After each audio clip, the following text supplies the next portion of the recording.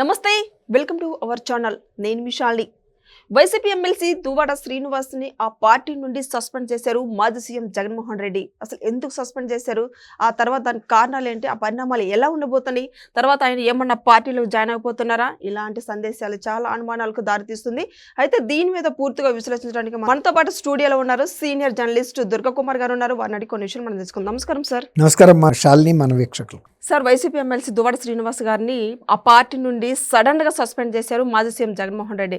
అసలు ఎందుకు సస్పెండ్ చేశారు సార్, దీని మీద మీ స్పందన ఏంటి? దువ్వాడ శ్రీనివాసు చాలా పాపులర్ పర్సన్ ఉత్తరాంధ్రలోను, అసలు ఉత్తరాంధ్రలోనే కాదు, 2 తెలుగు రాష్ట్రాల్లో కూడా ఆయన కొన్ని కుటుంబ వివాదాలలో ఇరుక్కోవటం ద్వారా అది కూడా చాలా సుదీర్ఘకాలం ఆ వివాదాలు కొనసాగినాయి. తర్వాత ఆయన ఈ రీల్స్ తీయటం ఇవన్నీ కూడా, ఆయన I think more than 70 years ఉంటాడు. ఆ ఏజ్లో కూడా ఆయన దివ్యల మాధురి అనే ఒక గర్ల్ ఫ్రెండ్తో సహజీవనం చేయటం, దీని మీద ఆయన సొంత భార్య వాణి అభ్యంతరాలు వ్యక్తం చేయటం, నిరసన వ్యక్తం చేయటం, తర్వాత ఆస్తులకు సంబంధించిన గొడవలు కూడా టెక్కల్లో బహిరంగంగా జరిగినాయి. తర్వాత మీడియాల్లో కూడా విస్తృతంగా ప్రచారం జరిగినాయి, సోషల్ మీడియాలో కానీ ఎలక్ట్రానిక్ ప్రింట్ మీడియాల్లో కూడా జరిగింది. తర్వాత దాని మూలాన కూడా ఆయన రాజకీయ మొన్న ఎన్నికల్లో కూడా కొంత ప్రభావం చూపించింది. తర్వాత అవి కొంతకాలం కొనసాగిన తర్వాత ఆయన టెక్కల్లో ఉండే కన్నా హైదరాబాద్ మూవ్ అయిపోతే బెటరు అని దివ్యల మాధురితో కలిసి ఆయన ఇక్కడ బట్టల షాపు, చీరల దుకాణం ఇలాంటివి ఓపెన్ చేశారు. అంటే భారీ లగ్జరీ శారీసే చాలా భారీ ఎత్తున చేశారు. అంటే ఆయన ఈ మధ్యకాలంలో ఏం చెబుతున్నాడంటే, తను ఆస్తిపాస్తుల్ని తను భార్య వాణికి తర్వాత పిల్లలకి ఇవ్వటం మూలాన్ని కూడా కొంత ఆర్థికంగా నా పరిస్థితి దెబ్బతింది అని కూడా చెబుతున్నాడు.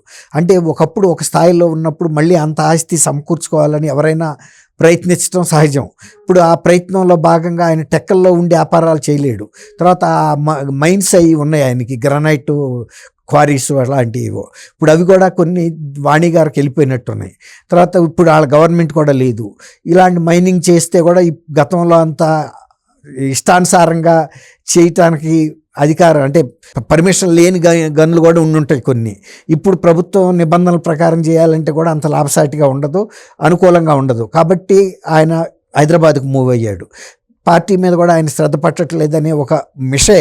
అసలు ఇప్పుడు జగన్మోహన్ రెడ్డి గారే పార్టీ పునరుద్ధరించడానికి ఆయనే ఏం పని చేయలేకపోతున్నాడు. ఇప్పుడు ఏదైనా ఎమ్మెల్యే క్యాండిడేట్స్ కానీ ఎమ్మెల్సీలు కానీ నియోజకవర్గాల్లో ఎప్పుడైనా కేంద్ర కార్యాలయం నుంచి అధ్యక్షుడి దగ్గర నుంచి పవర్, ఇప్పుడు మనం కరెంటు సప్లై అవుతూ ఉంటుంది. కరెంట్ సప్లై అనేది ఎక్కడి నుంచి వస్తుంది? విద్యుత్ ఉత్పత్తి కేంద్రాల నుంచి రావాలి. వచ్చిన తర్వాత అది సబ్స్టేషన్లకు వస్తుంది. సబ్స్టేషన్ నుంచి ఇళ్ళకి లైన్లు వెళ్తాయి. ఇప్పుడు కరెంటు మెయిన్ ఉత్పత్తి కేంద్రం నుంచి సబ్స్టేషన్కి రాకపోతే సబ్స్టేషన్లు షట్ డౌన్ అయిపోతాయి, ఏం పని చేయడానికి ఉండదు. ఇప్పుడు దువ్వాడ శ్రీనివాస్ పరిస్థితి కూడా అదే. ఇప్పుడు దువ్వాడ శ్రీనివాస్ ఒక్కడు టెక్కల్లో కూర్చుని టిక్ టిక్ అని పని చేస్తే పార్టీ ఏమి పురోగతిలోకి వెళ్ళదు.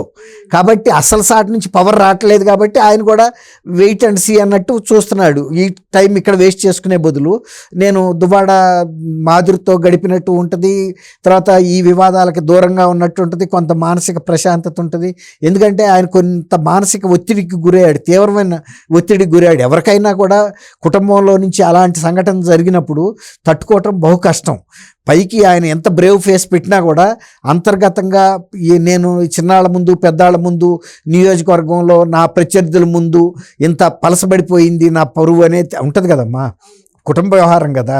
ఇప్పుడు ఆర్థికంగా నష్టపడితే తట్టుకోవటం ఒక రకం, కానీ కుటుంబంలో పరపతి పోగొట్టుకుని, కుటుంబ సభ్యులతో రిలేషన్ పోగొట్టుకుని, కుటుంబ సభ్యులతో నిందలు పడి, ఇలాంటి రోడ్డును పడి కొట్టుకునే పరిస్థితికి వచ్చినప్పుడు ఆయన కొంత మానసిక ప్రశాంతత కూడా హైదరాబాద్ వచ్చాడు, ఆర్థికంగా కూడా పరిపుష్టి చేసుకోవాలని.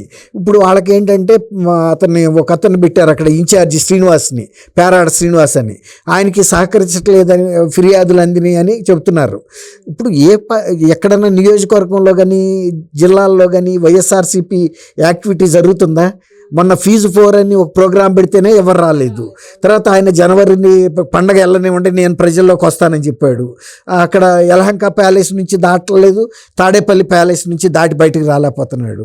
దానికి తోడు విజయసాయి రెడ్డి లాంటి ఒక రైట్ హ్యాండ్ అనుకున్న వ్యక్తే పార్టీలోంచి వెళ్ళిపోతూ మళ్ళీ ఇంకొక పరోక్షంగా ఏం సందేశం ఇచ్చాడంటే, జగన్మోహన్ రెడ్డి దాన్ని కోటరీలో బందీగా ఉన్నాడు, అతను ప్రజల సమస్యలు కార్యకర్తలతో సంబంధాలు లేవు, ఇక ఈ పార్టీ బతికి బట్టకట్టదు, జగన్మోహన్ రెడ్డి ముఖ్యమంత్రి అవ్వడు, ఇలా తను తప్పులు కూడా తను తెలుసుకునే పరిస్థితిలో లేడు, నాలాంటి నిజాయితీ గల కార్యకర్తనే అవమానాలు పాలు చేస్తే 3 ఏళ్ల నుంచి నేను సహించాను, ఇంకా నాకు సహించే శక్తి ఓపిక లేదు, నేను వెళ్ళిపోతున్నాను, ఎంత నా జీవితమే పణంగా పెట్టి A2గా ఉండాను అన్ని కేసుల్లోనూ, ఇప్పుడు నా పరిస్థితి ఎట్టా ఉంటే మీరేంటి అన్నట్టుగా పరోక్షంగా నాయకుల్ని కార్యకర్తలను కూడా ఆయన అంటే పని చేయకుండా పార్టీలో కొనసాగలేని పరిస్థితి తీసుకొచ్చాడు.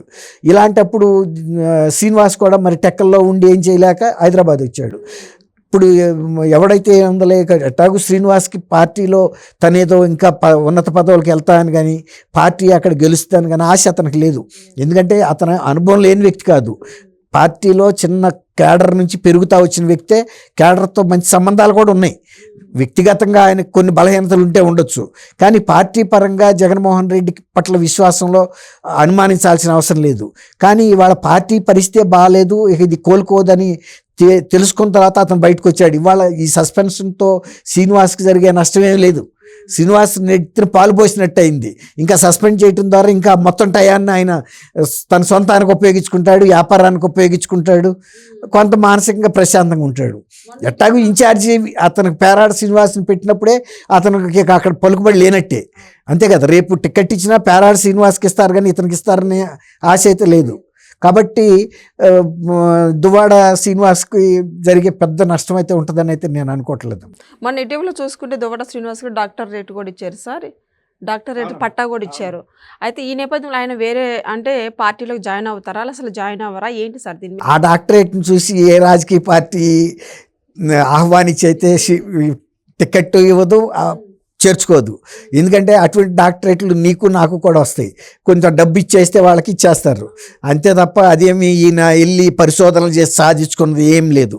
తర్వాత లేకపోతే ఈయన సామాజిక సేవను గుర్తించి చేసింది లేదు, లేకపోతే దివ్యల మాధురికి చేసిన సేవను చూసి కూడా గుర్తించింది ఏమి ఉండదు. ఇవన్నీ ఎవరి ప్రియురాలకు వాళ్ళు సేవ చేసుకుంటారు, ఎవరి భార్యలకి కుటుంబాలకి వాళ్ళు చేసుకుంటారు. కాబట్టి యూనివర్సిటీలు డాక్టరేట్ అది అసలు ఉనికిలో లేని యూనివర్సిటీ, అది కేవలం డిజిటల్గా ఉన్న యూనివర్సిటీ అంతే తప్ప ఎక్కడ దానికి భవనాలు కానీ ఉనికి కానీ దానికి స్టూడెంట్స్ కానీ ఎవరు లేరు. కాబట్టి అట్లాంటి నామమాత్రపు యూనివర్సిటీలు ఇచ్చే డాక్టరేట్లను చూసి ప్రజలు అదేం పెద్ద గొప్ప అని అనుకోరు. తర్వాత పొలిటికల్ లీడర్స్కి తెలీదా ఈ డాక్టరేట్లు విలువ ఎంత అని? తెలుస్తాయి కదా, శ్రీనివాస్కి కూడా తెలుసు కదా. కాకపోతే ఏంటంటే ఆయన ఎప్పుడు వార్తల్లో ఉండాలని కోరుకుంటాడు కాబట్టి మాధురి గారితో కలిసి వెళ్ళి అది డాక్టరేట్ అందుకున్నప్పుడు ఇంకొంత ప్రచారం జరిగింది తెలియాలని, అది అంతే. Thank you sir. Thank you అమ్మా శాలిని, మన వీక్షకులకు కూడా.